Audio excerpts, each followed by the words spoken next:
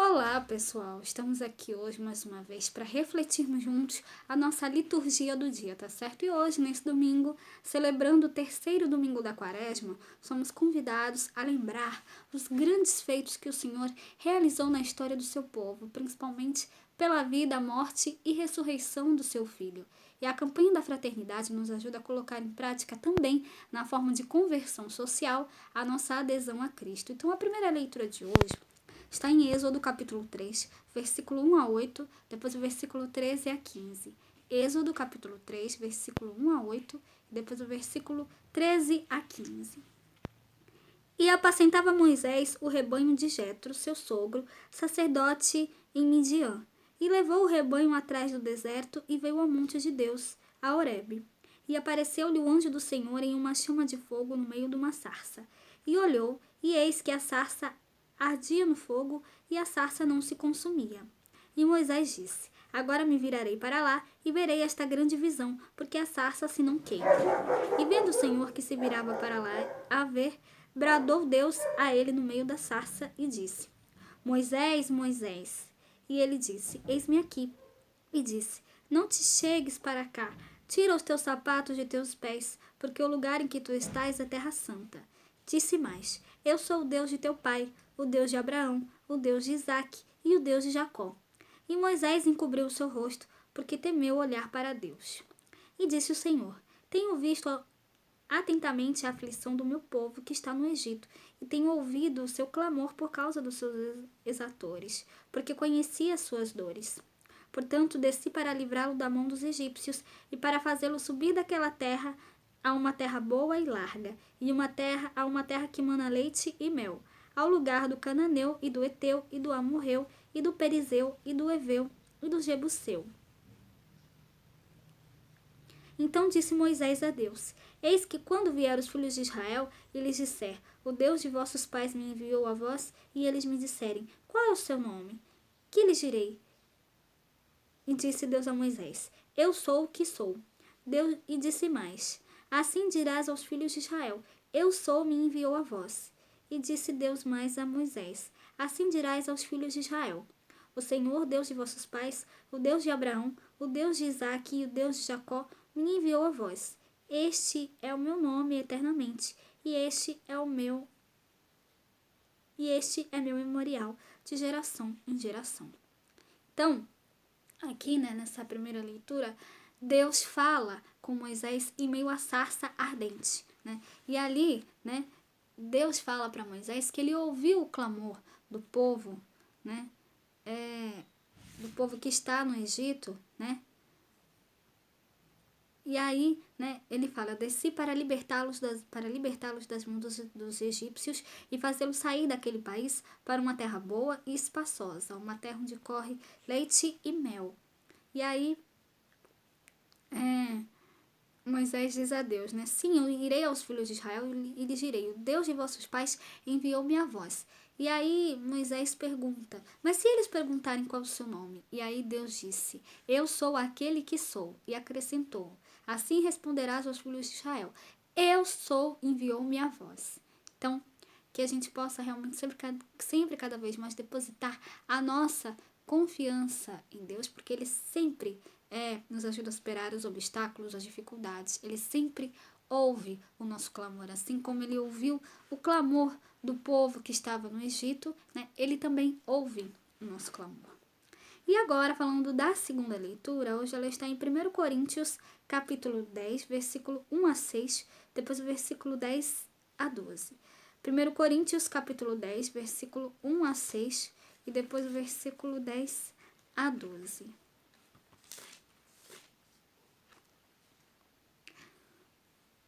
Ora, irmãos, não quero que ignoreis que nossos pais estiveram todos debaixo da nuvem e todos passaram pelo mar.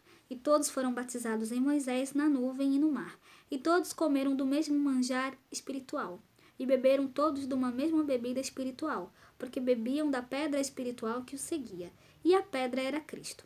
Mas Deus não se agradou da maior parte deles, pelo que foram prostrados no deserto. E estas coisas foram-nos feitas em figura, para que não cobicemos as coisas más, como eles cobiçaram.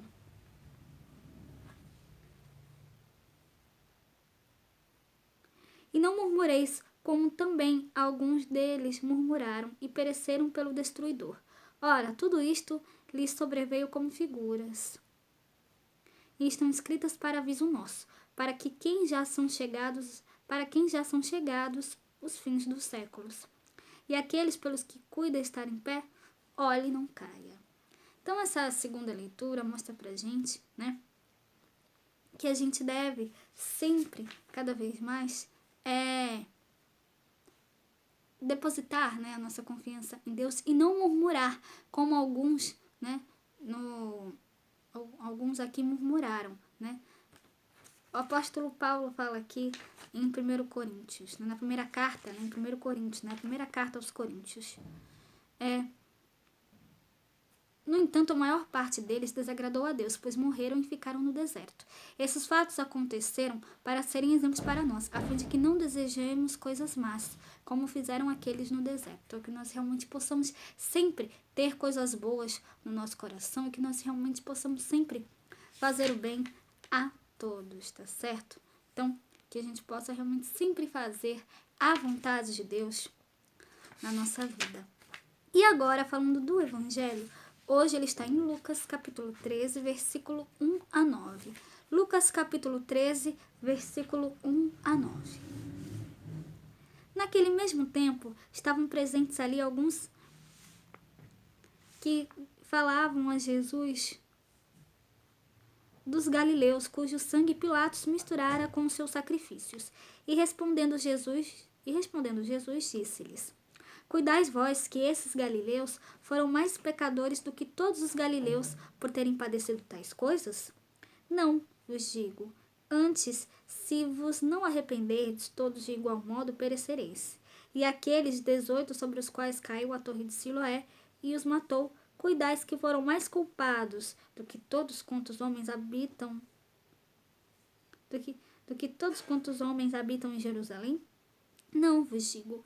Antes, se vos não arrependerdes, todos de igual modo perecereis. E dizia esta parábola: Um certo homem tinha uma figueira plantada na sua vinha, e foi procurar nela fruto, não o achando. E disse ao vinhateiro: Eis que há 3 anos venho procurar fruto nesta figueira, e não o acho. Corta-a, porque ocupa ainda a terra inutilmente. E respondendo ele, disse-lhe: Senhor, deixa-a este ano, até que eu a escave e a esterque. E se der fruto, ficará, e se não, depois a mandarás cortar. Então hoje, nesse terceiro domingo da quaresma, o Senhor nos convida ao arrependimento e à penitência sincera. Arrependimento que conduz à penitência, que por sua vez leva à reconciliação. Então, insensato é aquele que olha para as tragédias alheias com olhar de julgamento. É errôneo pensar que haja relação de causalidade, né? Causalidade entre tragédia e pecado. Por certo, melhor do que especular sobre o pecado alheio como causa de sofrimento, seria reconhecer os nossos próprios pecados para que arrependidos nos voltarmos a Deus. Então que nós realmente possamos pedir a Deus que a nossa caminhada quaresmal seja marcada pelo reconhecimento dos nossos pecados e pelo pesar de tê-los cometido. O Senhor espera mais um ano a fim de que, nos arrependendo do mal praticado, nos convertamos, produzindo assim os frutos do reino. Então que nós realmente possamos sempre nos arrepender dos nossos pecados e nos converter para uma vida nova em Cristo Jesus, para que nós possamos produzir os frutos do reino, tá certo? Então, era isso que eu tinha para falar para vocês hoje. Muito obrigada a todos por curtirem, por comentarem. Aqueles que só assistem mesmo, também agradeço. Espero que vocês tenham gostado dessa reflexão de hoje. Espero encontrá-los todos aqui amanhã, segunda-feira, se Deus quiser, para continuarmos refletindo cada vez mais as leituras da Sagrada Escritura. Então, muito obrigada a todos e até a próxima, se Deus quiser.